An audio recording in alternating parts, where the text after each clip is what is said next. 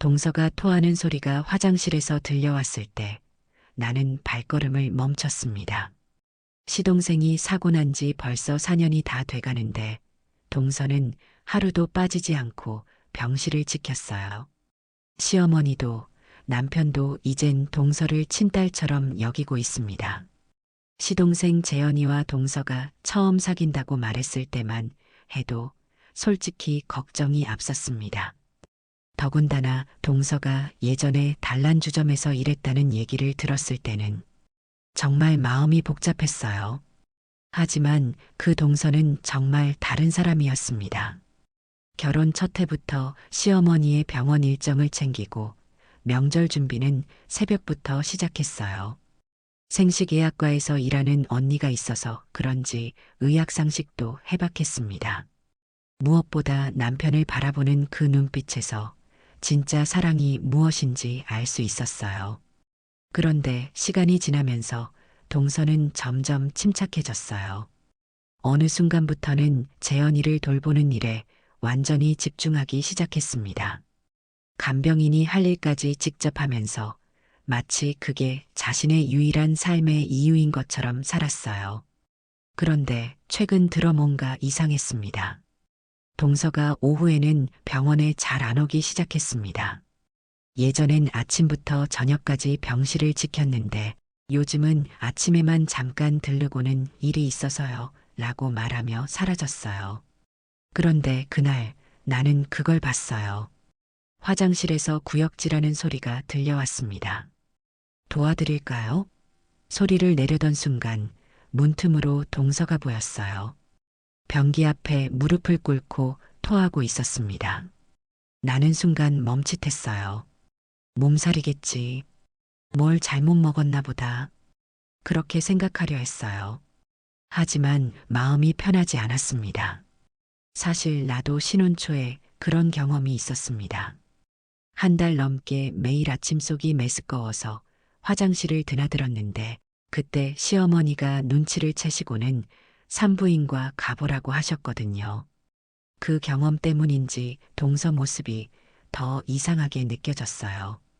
며칠 후 다시 병원에 들른 나는 동서를 마주했습니다.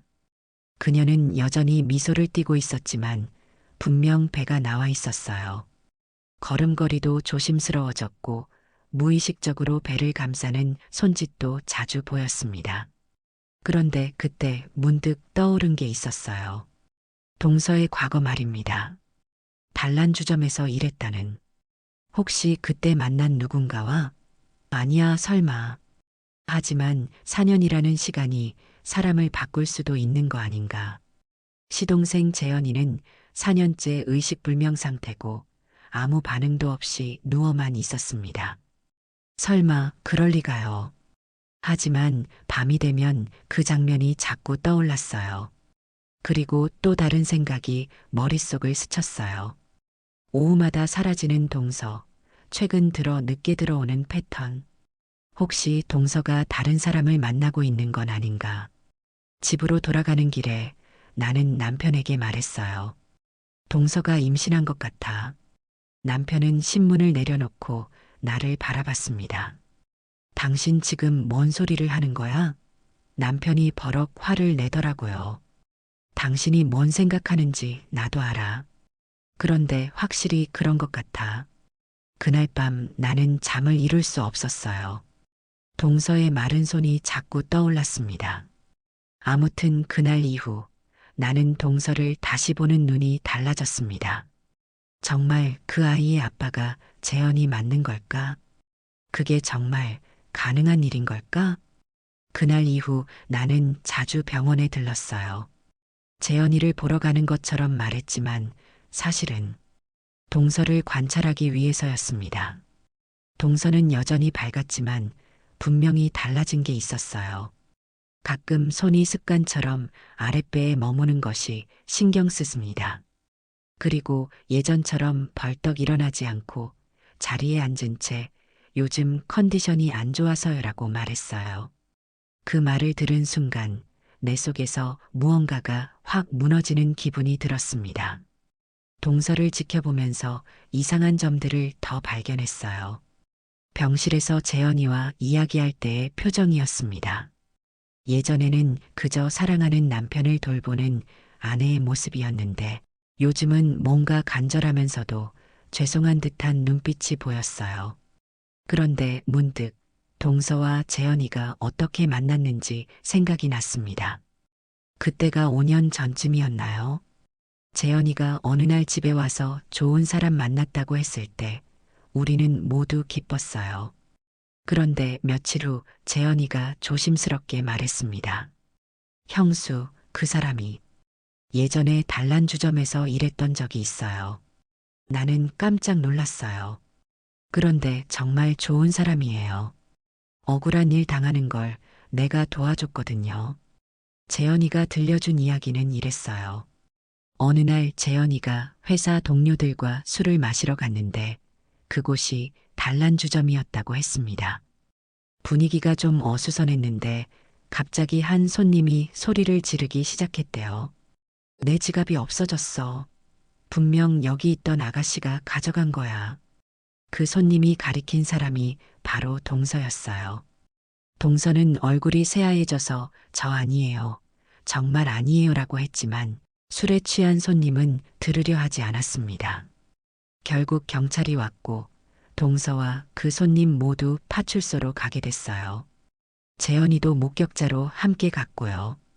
파출소에서 재현이가 경찰에게 말했어요. 경찰관님, 제가 봤는데요. 중간에 여자분이 한 명 와서 그 손님과 잠깐 얘기를 나누고 갔어요. 그때 그 손님이 뭔가를 그 여자분한테 건네주는 걸 봤습니다. 어떤 여자분이요? 나이 좀 있어 보이는 여자분이었어요. 그 손님 보고 집에 가자고 하는 것 같았는데 그 손님이 싫다고 하더라고요. 경찰이 그 손님에게 물었어요. 혹시 아는 여자분이 오신 적 있나요? 아, 그게 기억이 잘 안 나는데. 경찰이 그 손님 집에 전화를 걸었어요. 여보세요? 댁 남편분이 지갑을 잃어버렸다고 하시는데. 아, 제가 가져왔어요. 남편이 술만 마시면 항상 술값을 내길래 오늘은 제가 지갑을 뺏어왔어요. 그 이야기를 듣고 그 손님은 그제야 생각이 났어요. 죄송합니다. 제가 너무 취해서 기억을 못했네요. 그 손님이 동서에게 고개를 숙여 사과했어요. 동서는 아무 말 없이 고개만 끄덕였습니다. 파출소를 나온 후 재현이가 동서에게 말했어요. 많이 놀라셨겠어요? 해장국이라도 한 그릇 하실래요? 근처 해장국집에서 소주잔을 놓고 둘이 마주 앉았을 때 동서와 날이 새도록 처음으로 진솔한 이야기를 했대요. 이런 일이 가끔 있어요. 술 취한 분들이 뭔가 잃어버리시면 저희 탓을 하시거든요. 이런 일 하면서 정말 별일 다 겪었어요. 힘드시겠어요. 그래도 살아야죠. 다른 일 하고 싶어도 배운 것도 없고. 재현이는 그때 동서 눈에서 눈물이 맺히는 걸 봤대요. 오늘 일로 해고당할 것 같아요. 경찰서까지 갔다 왔으니까 다른 일을 찾아봐야 될 것 같아요. 그렇잖아도 매일 술 취한 사람 상대로 이런 일 하는 게 힘들어서 다른 일 찾고 있던 참이에요. 혹시 이거 재현이가 명함을 주며 말했대요. 혹시 힘든 일 있으면 연락하세요. 제가 도울 수 있는 일이면 뭐든지요. 그게 시작이었어요. 며칠 후 동서가 재현이에게 전화를 했습니다. 교차로 보고 마트에 지원했는데 뽑혔어요. 정말 고마워요. 그 후로 둘이 만나기 시작했고 동서는 완전히 새로운 삶을 시작하게 됐어요. 그런데 그때 재현이가 나에게 특별히 부탁한 게 있었어요. 형수, 어머니한테는 이 사람 과거 얘기하지 말아요. 왜? 어머니가 아무래도 이런 이야기 들으시면 좋아하시겠어요? 보수적이시잖아요. 오해하실까 봐서요. 그리고 형수도 현경이가 정말 착한 사람이라는 걸 알아주시면 좋겠어요. 그래서 나는 지금까지 시어머니께 동서의 과거에 대해서는 한 번도 말씀드리지 않았어요. 지금 생각해 보니 동서가 오후에 병원에 못 오는 이유도 그때와 비슷한 것 같았어요.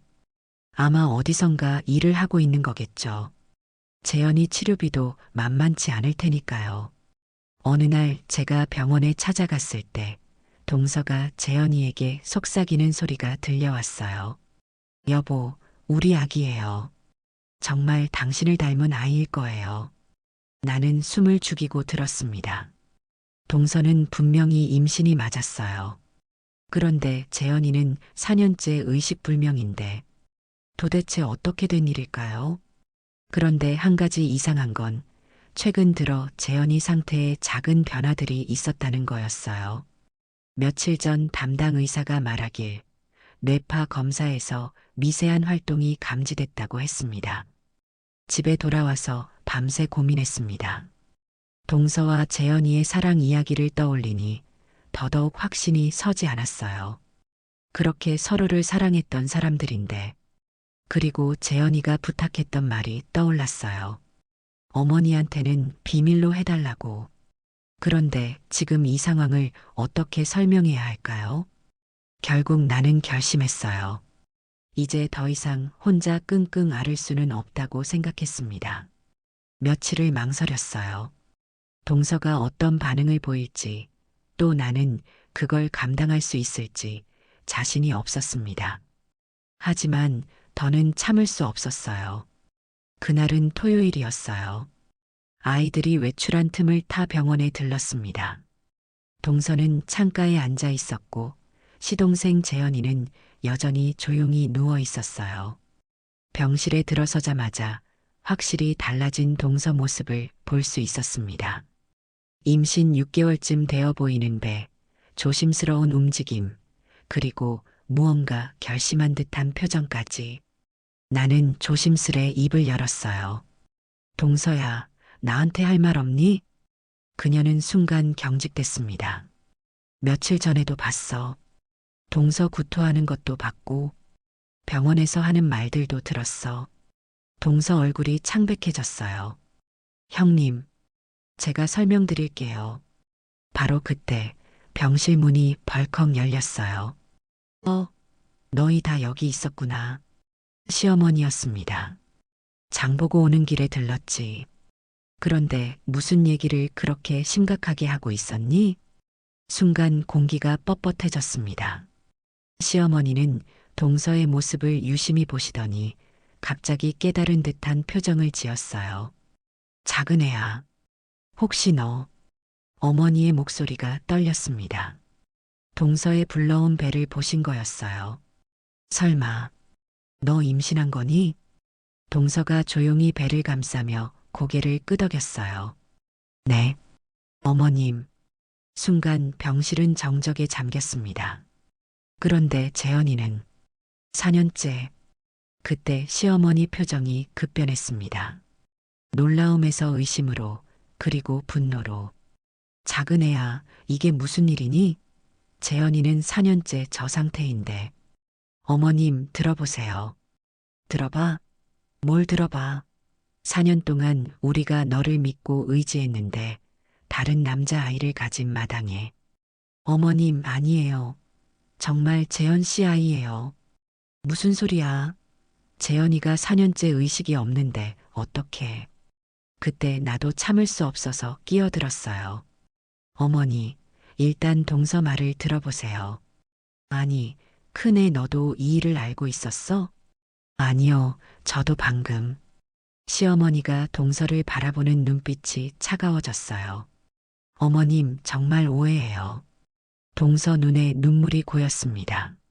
재현 씨가 사고 나기 전에 미리 준비해 둔 게 있었어요. 무슨 준비? 정작 냉동 보관을 해뒀어요.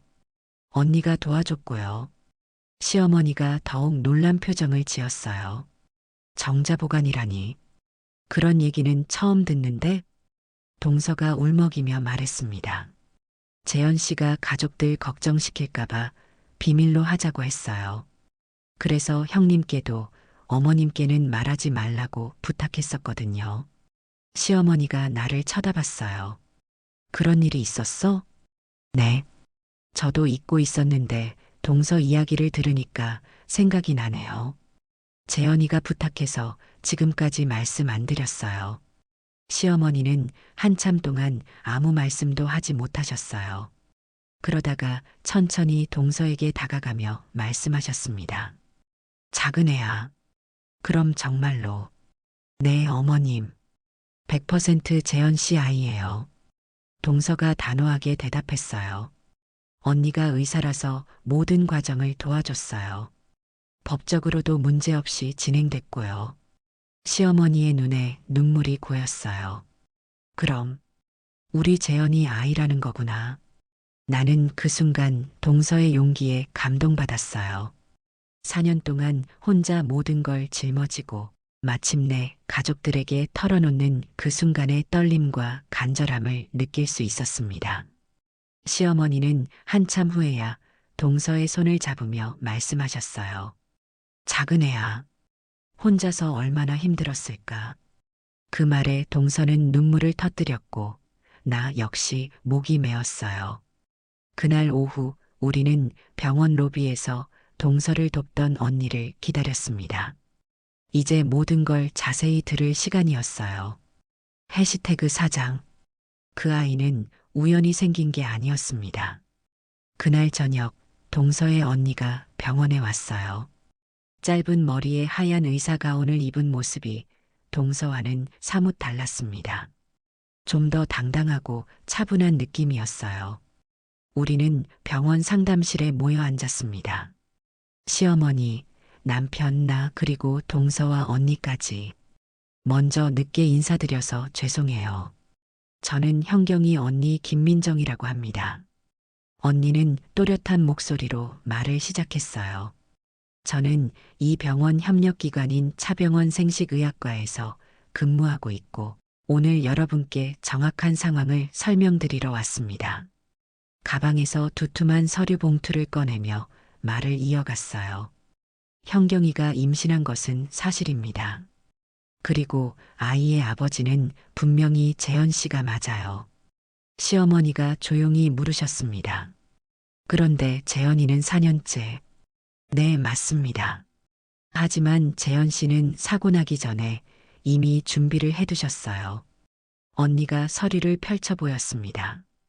이게 4년 반 전 재현 씨가 정자 냉동 보관을 신청한 동의서예요. 재현 씨 직접 서명이고요. 재현 씨는 결혼 직후 종합검진에서 정자 운동성이 평균보다 낮다는 진단을 받았어요. 당장 문제가 될 정도는 아니었지만 향후 자연 임신이 어려울 수 있다는 소견이었죠. 시어머니는 놀란 표정으로 말했어요. 그런 얘기는 처음 들어봐. 인공수정을 했어요. 정확히는 자궁 내 인공수정이라고 하는 시술이에요. 언니가 자세히 설명하기 시작했습니다. 성공률은 한 번에 15 내지 20% 정도예요. 현경이는 세 번째 시도에서 성공했어요. 그때였습니다. 갑자기 병실에서 알람 소리가 울리기 시작했어요. 코드 블루, 코드 블루, 304호실. 우리는 모두 벌떡 일어났습니다. 304호실은 재현이 병실이었어요. 의료진이 급히 달려가는 모습을 보며 우리도 뛰어갔습니다. 뇌압이 급상승하고 있습니다. 즉시 중환자실로 이송 준비. 의사가 급박하게 지시를 내렸어요. 동서는 얼굴이 새하얘져서 재현이 손을 붙잡았습니다. 여보, 여보, 깨어나요. 보호자분들은 잠시 밖으로 나가주세요. 응급처치 중입니다. 우리는 어쩔 수 없이 복도로 나와야 했어요. 동서는 벽에 기대서서 흐느끼고 있었습니다. 1시간 후 담당 의사가 나왔어요. 일단 응급처치는 끝났습니다. 하지만 상태가 위험해서 중환자실로 옮겼어요. 무슨 일인가요? 뇌부종이 갑자기 심해졌습니다. 앞으로 며칠이 고비가 될 것 같아요. 그 말에 시어머니가 주저앉을 뻔했습니다. 집으로 돌아가는 길, 차 안은 조용했어요. 그런데 남편이 갑자기 말을 꺼냈습니다. 여보, 솔직히 말해봐. 재현이가 정말 위험한 것 같은데 왜 그런 말을 해? 만약에 말이야. 정말 만약에 재현이가. 그러면 동서는 어떻게 할까? 나는 남편을 쳐다봤어요. 무슨 뜻이야? 아이 낳고 혼자 키우기 힘들면 우리한테 맡기고 떠날 수도 있는 거 아니야? 설마 그럴 리가. 몰라. 사람 일은 아무도 몰라. 그럼 우리가 그 아이를 키워야 하는 거야? 나는 화가 났어요. 당신 지금 무슨 소리 하는 거야? 재현이가 생사를 헤매고 있는데 나도 재현이 걱정돼. 하지만 현실을 봐야지. 우리 아이들 키우기도 빠듯한데 갑자기 아기까지. 그날 밤 우리는 결국 큰 소리로 싸웠어요. 나는 정말 그런 일이 생길 수도 있다는 생각에 남편과 다퉜습니다. 그런 일이 현실로 나타날까 두려웠습니다. 다음 날 아침 병원에 가니 동서가 중환자실 앞에서 밤새 지키고 있었어요. 얼굴이 퉁퉁 부어 있었습니다. 시어머니가 오시더니 조용히 말씀하셨어요. 작은 애야, 솔직히 말해보자. 재현이가 지금 위험한 것 같은데 너는 어떻게 할 생각이니? 동서가 고개를 들었어요. 어떻게 한다는 게 무슨 뜻이세요? 아이 말이야. 혼자 키우기 힘들면 어머님도 그런 생각을 하세요? 동서 목소리가 떨렸어요. 그때 동서 언니가 나타났어요. 무슨 이야기를 하시는 거예요? 동서가 언니에게 상황을 설명했어요. 그런데 언니, 나 어젯밤에 생각해 봤는데 혹시 재현 씨가 정말. 동서 목소리가 더 작아졌어요. 나는 이 아이와 함께 어디든 갈 수 있어. 가족들한테 부담 주고 싶지 않아. 그 말을 듣는 순간 나는 가슴이 철렁했어요. 동서야, 무슨 소리야? 우리가 가족이잖아. 그때 동서 언니가 말했어요. 그런데 현경아, 너 요즘 밤늦게 들어온다고 했는데 어디 다녀왔던 거야? 동서가 머뭇거렸어요. 그냥 산책. 임신부가 밤 12시 넘어서 산책을. 설마. 언니가 뭔가 눈치챈 듯한 표정을 지었어요. 현경아, 혹시 일하고 있었던 거 아니야? 동서가 고개를 숙였어요. 마트에서 심야 알바를. 뭐라고? 시어머니가 놀라셨어요. 임신부가 밤새 일을 했다고? 병원비가 많이 들어서요. 그래서 시급 높은 심야 시간에. 그 말에 우리는 모두 말문이 막혔어요. 동서가 혼자서 이 모든 걸 감당하려고 했던 거였습니다. 임신한 몸으로 밤새 일하면서까지. 그 순간 내가 남편과 싸웠던 것들이 너무 부끄러워졌어요. 우리가 현실을 걱정하고 있을 때 동서는 이미 혼자서 그 현실과 싸우고 있었던 거였습니다. 재현이가 중환자실에 들어간 지 일주일이 지났어요. 의사는 여전히 며칠이 고비라고만 했고 우리는 교대로 중환자실 앞을 지켰습니다. 동서는 임신 8개월이 다 되어가는 몸으로도 하루도 빠지지 않고 병원에 나왔어요. 마트 알바는 당연히 그만뒀지만 병원비 걱정은 여전했습니다. 동서야, 병원비는 우리가 어떻게든 할 테니까 너는 몸만 챙겨. 내가 말했지만 솔직히 우리 형편도 빠듯했어요.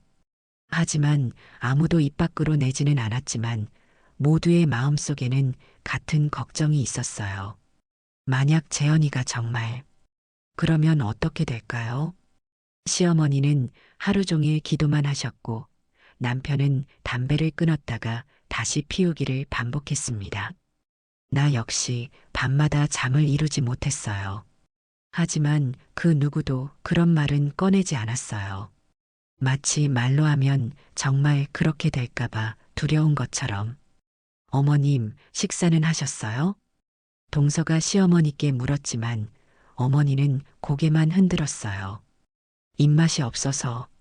그래도 드세요. 재현 씨가 깨어나면 어머니가 쓰러져 있으면 안 되잖아요. 동서는 항상 깨어나면이라고 말했어요. 만약 못 깨어나면이라는 말은 한 번도 하지 않았습니다. 어느 날 밤 동서가 갑자기 배를 움켜쥐며 신음했어요. 아, 아파요. 동서, 괜찮아? 진통 같은데. 아직 한 달이나 남았는데. 우리는 급히 응급실로 달려갔습니다. 산모와 아이 모두 괜찮습니다. 다만 조산 위험이 있어서 입원하셔야 해요. 의사의 말에 우리는 모두 안도했어요. 스트레스가 주원인인 것 같아요. 최대한 안정을 취하세요. 동서가 입원한 병실은 재현이 중환자실과 같은 층이었어요. 어떻게 보면 다행이었죠. 며칠 후 동서 언니가 병실에 왔어요. 현경아, 너 정말 무리했구나. 임신부가 밤새 일하고 스트레스 받고. 괜찮아요, 언니. 이제 안정됐어요. 그래도 조심해야지. 아기를 위해서라도. 동서가 창밖을 보며 조용히 말했어요. 언니, 재현 씨가 꼭 깨어날 거죠? 당연하지. 너 같은 아내가 있는데 안 깨어날 리가 없어. 언니가 확신에 찬 목소리로 대답했지만 그 눈가에도 걱정이 보였어요. 그날 밤 나는 중환자실 앞에서 혼자 앉아 있었어요. 다들 피곤해 보여서 집에 보내고 내가 밤샘을 맡았거든요. 간호사가 와서 말했어요. 보호자분 들어가서 환자분께 많이 말을 걸어주세요. 의식이 없어도 들을 수 있어요. 나는 중환자실에 들어가 재현이 옆에 앉았어요. 재현아, 형수야. 너 빨리 깨어나야 해. 동서가 얼마나 힘들어하는지 몰라. 재현이는 여전히 조용히 누워 있었어요. 그리고 내 아들도 곧 태어날 거야. 아빠를 보고 싶어 할 텐데. 그때였습니다. 재현이 손가락이 아주 미세하게 움직인 것 같았어요. 재현아? 재현아? 하지만 다시 보니 착각인 것 같았습니다. 다음 날 아침 시어머니와 동서가 함께 중환자실에 들어갔어요. 재현아, 엄마야. 어서 일어나렴. 시어머니가 아들의 손을 잡으며 말씀하셨어요. 동서는 재현이 이마에 손을 대며 조용히 말했어요. 여보, 우리 아기가 곧 나올 거야. 아빠가 첫 번째로 안아줘야 하는데. 그때였습니다. 재현이 눈꺼풀이 천천히 떨리기 시작했어요. 어머님, 재현 씨 눈이. 시어머니도 보셨어요. 재현아, 재현아. 그리고 정말로 재현이가 천천히 눈을 떴습니다. 마, 재현아, 우리 아들. 시어머니가 울면서 간호사를 불렀어요. 간호사님, 깨어났어요. 의료진이 급히 달려왔고 재현이 상태를 확인했어요. 정말 깨어나셨네요. 기적이에요. 재현이가 천천히 동서를 바라봤어요. 현, 경, 이, 응, 나야. 여보, 정말 오랜만이야. 동서는 눈물을 흘리며 재현이 손을 꼭 잡았어요. 재현이가 동서의 불러온 배를 보더니 놀란 표정을 지었어요. 아, 기, 응, 우리 아기야. 당신이 원했던 아이 기억나? 재현이가 천천히 고개를 끄덕였어요. 고마워. 뭐가 고마워? 나도 고마워. 그날 온 병원이 들썩였어요. 4년 만에 깨어난 환자, 그것도 아내가 임신한 상태에서 깨어난 기적 같은 일이었거든요. 며칠 후 재현이는 말도 조금씩 할 수 있게 되었고 동서와 긴 대화를 나눴어요. 힘들었지? 아니야. 당신이 돌아올 줄 알았어. 우리 아기. 정말 내 아기 맞지? 당연하지. 당신이 미리 준비해 둔 거잖아. 그리고 일주일 후 동서가 진짜 진통을 시작했습니다. 재현이는 아직 휠체어를 타야 했지만 분만실 앞에서 기다렸어요. 아들이 나올 거야. 분명히. 재현이가 확신에 찬 목소리로 말했어요. 몇 시간 후 정말로 아기 울음소리가 들려왔어요. 건강한 아드님이에요. 잠시 후 간호사가 아기를 안고 나와서 우리에게 보여줬어요. 정말 건강한 아기예요. 3.2kg입니다. 재현이는 휠체어에서 몸을 앞으로 기울이며 아기를 바라봤어요. 정말 내 아들이구나. 이제 신생아실로 데려가서 검사를 받을게요.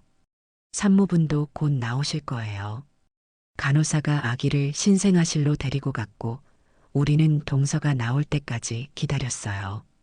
1시간 후 동서가 침대에 누운 채 병실로 나왔어요. 현경아, 고생했어. 재현이가 동서의 손을 잡으며 말했어요. 여보, 우리 아들 봤어? 정말 당신 닮았어. 동서가 지친 얼굴로 미소를 지었어요. 그 후 우리는 신생아실 앞에서 유리창 너머로 정우를 바라봤어요. 아빠라는 걸 아는 것 같아. 시어머니가 눈물을 흘리며 말씀하셨어요. 정우야, 할머니다. 정말 기다렸단다. 그날 저녁 우리는 병실에서 조용한 축하를 했어요. 재현이가 말했어요. 고마워, 현경아. 정말 고마워. 나도 고마워. 깨어나줘서. 정말로 사랑은 모든 걸 이겨내는 것 같았습니다. 몇 달 후 재현이는 완전히 회복되어 집으로 돌아왔어요. 형님, 정말 감사해요. 그때 물어봐 주지 않았다면. 무슨 소리야? 가족끼리.